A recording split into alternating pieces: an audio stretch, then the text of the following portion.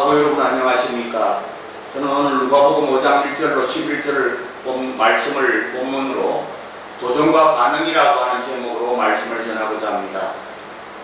철학자이며 역사학자인 아놀드 토인비는 인류의 역사를 도전과 반응이라고 하는 틀로 풀이했습니다. 그는 인류의 문명이 어려운 역경을 극복하려는 창의적인 노력에서 일어나며 모든 문명들은 계속되는 도전에 대한 지속적인 응전으로 성장을 해간다고 말하였습니다. 그러고 보면 우리 기독교회의 역사나 또한 한국 교회사 속에서도 교회는 그때그때의 수많은 도전 속에서 성장해왔음을 알 수 있습니다. 세상 권력과의 충돌로 극심한 박해를 받을 때 그를 극복하기 위한 응전 속에서 교회는 오히려 성장할 수 있었던 것입니다. 현대를 사는 우리 각자도 매일의 삶 속에서 많은 도전을 겪으며 또 그 도전에 반응하며 삶을 살아갑니다.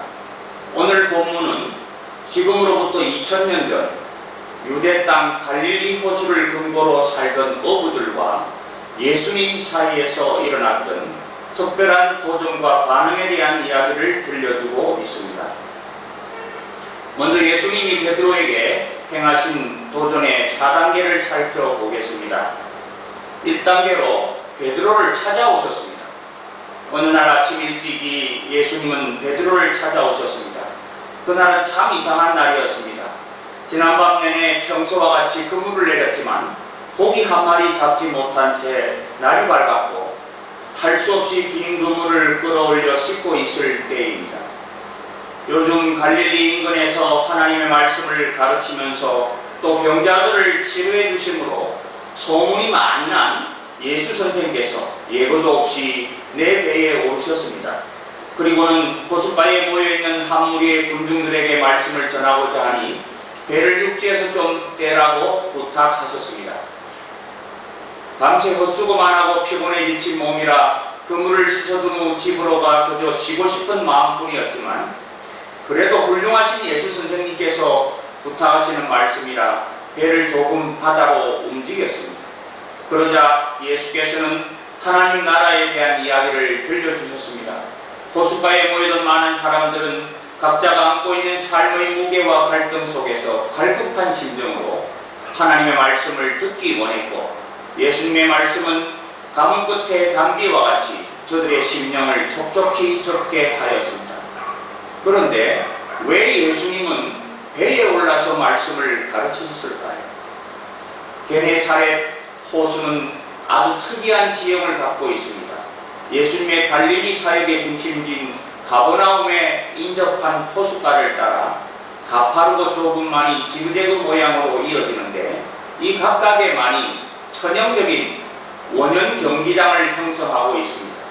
실제로 요즘도 배에 올라 해변에서 조금만 떨어지면 육성으로 대화가 가능해서 만에 있는 사람은 누구나 말하는 사람의 목소리를 또렷이 들을 수가 있고 오히려 사람들과 해변에 있을 때보다 소리가 훨씬 더 또렷하다고 합니다. 예수님은 그곳의 지리적 이점과 준비된 배를 10분 활용하셨던 것입니다. 2단계는 예수님이 자신이 누구인지를 나타내십니다. 그렇게 설교를 마치신 후에 예수께서 갑자기 베드로에게 깊은 데로 가서 그물을 내리라고 명령을 하시지 뭡니까? 아니 아무리 예수 선생님이라도 그렇지 이미 날이 훤히 밝았는데 깊은 데로 다시 그물을 내리라니 이건 아니지 하는 생각이 우선 들었습니다. 베테랑 어부로서의 경험과 지식이 그를 그리 군시렁대게 하였습니다.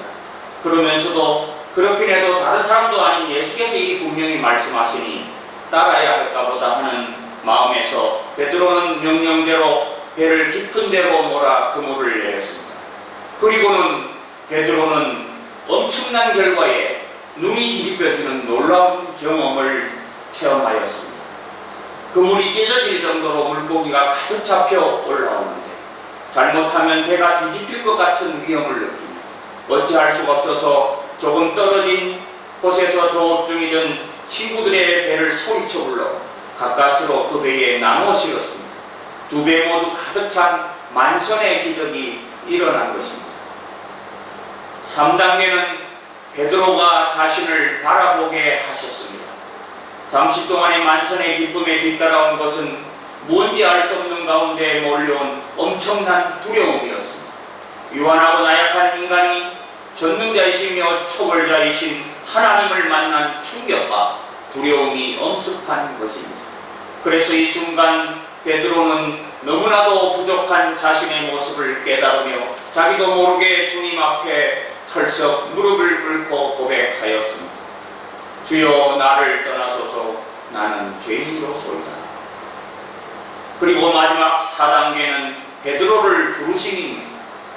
무서워하지 말라, 이제 후로는 내가 사람을 취하리라 말씀하시며 예수님은 베드로에게 똑같은 일이 일어날 것인데 이번에는 그 대상이 물고기가 아니라 사람이라고 약속하셨습니다. 이제 이런 주님의 도전에 대한 베드로의 반응 역시 4단계로 살펴보겠습니다. 1단계는 예수님을 선한 선생님으로 인식하는 단계입니다.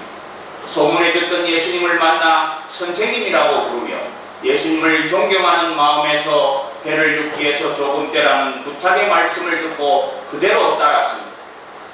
2단계는 깊은 데로 가서 그물을 내려 고기를 잡으라는 예수님의 명령에 반신반의하면서 그래도 훌륭하신 예수 선생님의 말씀에 순종하는 모습을 보입니다. 그렇지만 아직은 예수님을 선생님이라고 부릅니다.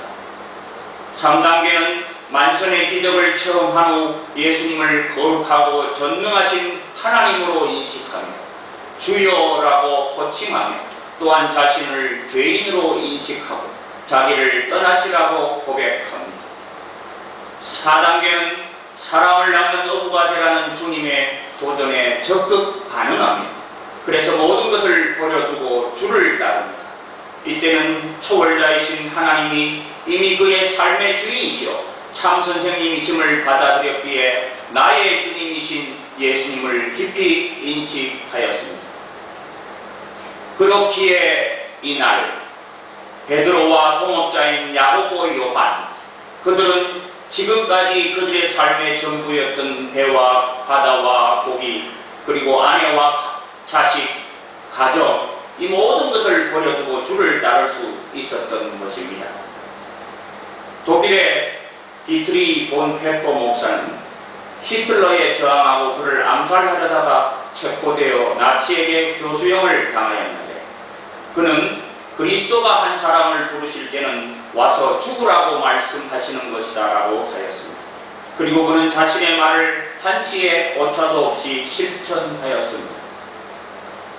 베드로는 주님을 받아들이면서 자기의 인생이 180도 달라지고 새로운 요구와 도전에 맞닥뜨릴 것을 분명히 감지하였지만 이미 그에게 임한 주님을 거부하거나 그에게서 물러설 수 없었기에 순간 모든 것을 버려두고 주님을 따랐습니다. 이날 예수께서 베드로와 그 친구들을 부르신 목적은 복음이 점점 더 멀리 퍼져 가능한 한 많은 사람들이 듣게 하기 위해서입니다. 예수님은 이 세상의 어느 누구도 이 복음의 초청에서 제외되는 것을 원치 않으십니다. 예수님의 부르심은 이제 예수님을 도와 사람들을 거두라는 것입니다. 하부 여러분, 주님은 오늘 우리에게도 동일한 도전을 하고 계십니다. 여러분은 하나님 나라와 관련해서 지금 어떤 단계에 있다고 생각하십니까? 1단계의 인식과 반응 속에 있습니까? 2단계인 것 같습니까? 아니면 3단계인가요? 아니, 나는 이미 4단계에 속해 있고 예수님은 나의 삶의 주인이심을 확신하십니까? 그렇게 판단하신다면 이제부터 오늘까지 여러분이 소중하게 생각했던 그 모든 것, 다른 것은 다 괜찮아도 이것만은 내가 갖고 싶다고 하는 그것까지도 버려두고 오직 이제 내가 너로 사람 나는 어부가 되겠다는 주님의 약속을 믿고 주님을 따르시기 바랍니다. 예수님이 부르실 때 그분은 전부를 요구하십니다. 그 이유는 그분은 이미 모든 것을 주셨기 때문입니다. 그리고 그분은 우리가 상상도 못하는 크고 원대하신 계획을 우리와 이 세상을 위해 준비해 두셨기 때문입니다.